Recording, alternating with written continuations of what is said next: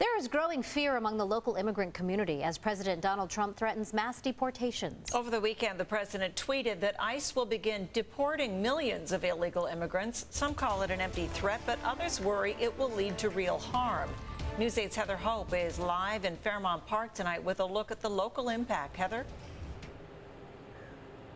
Here at the American Friends Service Committee, they have often, as their practice, passed out these 8-page booklets, front and back, informing those undocumented their rights, what to do in the event of an immigration raid. Also, we heard from ICE today release a statement in regards to President Trump's tweet.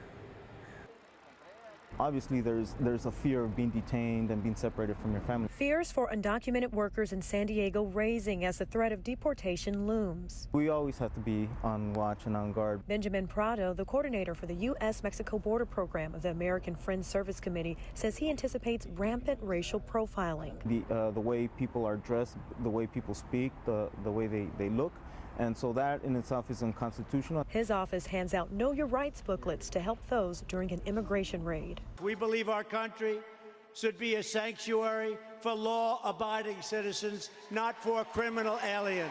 At a campaign rally in Orlando Tuesday night, President Donald Trump voiced the plan he tweeted that next week ICE will begin the process of removing millions of illegal aliens. When people come into our country and they come in illegally, they have to go out. ICE released in a statement it will continue to conduct interior enforcement without exemption for those who are in violation of the federal immigration law.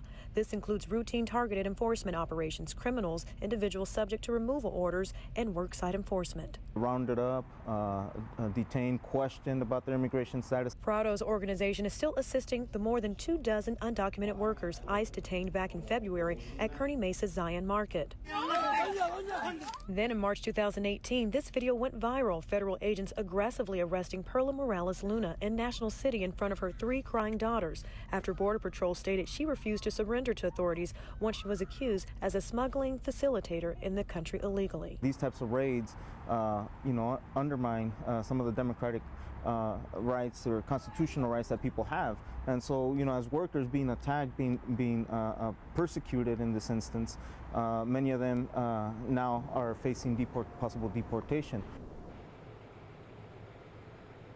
As the projected president deportation date to take place next week looms, immigration attorneys across the county and the city want to inform those undocumented what those rights are. So new at 6:30, we detail a list of rights and different scenarios that those here wanting to help will then reveal.